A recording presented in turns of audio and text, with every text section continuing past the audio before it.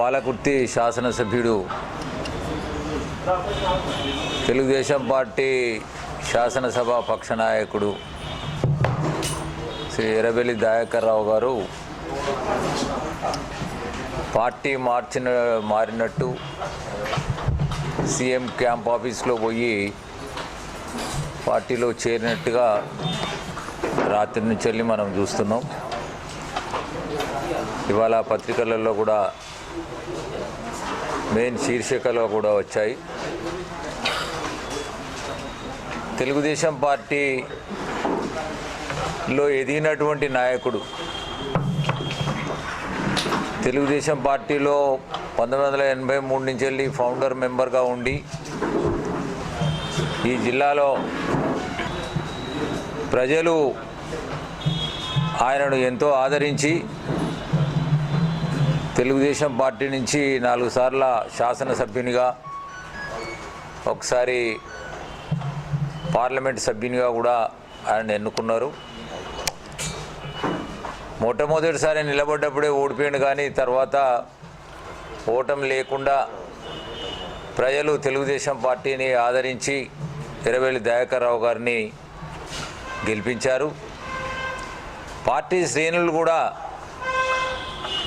ఆయన మీద నమ్మకంతో ఎంతోమంది ఎదిగిన క్యాడర్ అంతా కూడా ఆయనకి ఎలక్షన్లో పనిచేయడం కానీ,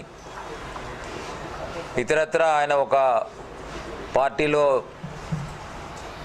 ఉన్నతమైనటువంటి స్థానంలో ఉంటాడు అనే దాని మీద కూడా చాలా గౌరవ మర్యాదలతో ఈ జిల్లా కార్యకర్తలంతా కూడా ఆయనకు సపోర్ట్ చేస్తూ వచ్చారు.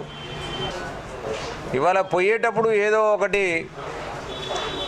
చెప్పిపోవడం అది సమంజసం కాదు. పార్టీని కాపాడుకోలేకపోయాం, చేసుకోలేకపోయాం, అందుకనే పోతున్నా, నా నియోజకవర్గాన్ని అభివృద్ధి చేసుకోవాలి అట్లా అనుకుంటే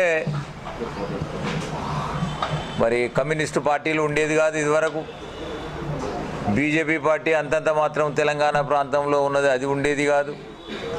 మిగతా పార్టీలు కూడా ఉండేటివి కావు. ఇక్కడ మంచైనా చెడ్డైనా, కష్టంలో సుఖంలో క్యాడర్ను పట్టుకొని పార్టీని డీల్ చేసిన వాడే నాయకుడు. ఈ అవకాశవాదాన్ని తీసుకొని ముందుకెళ్ళడం ఏదైతున్నదో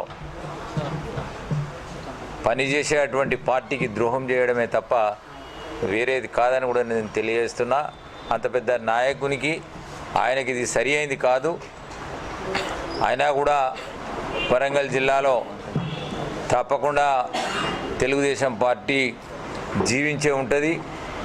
రేపు వచ్చే ఎన్నికల స్థాయి నాటికి అన్ని నియోజకవర్గాలలో కూడా పార్టీ పుంజుకుంటుందని కూడా ఈ సందర్భంగా మీకు తెలియజేస్తున్నా.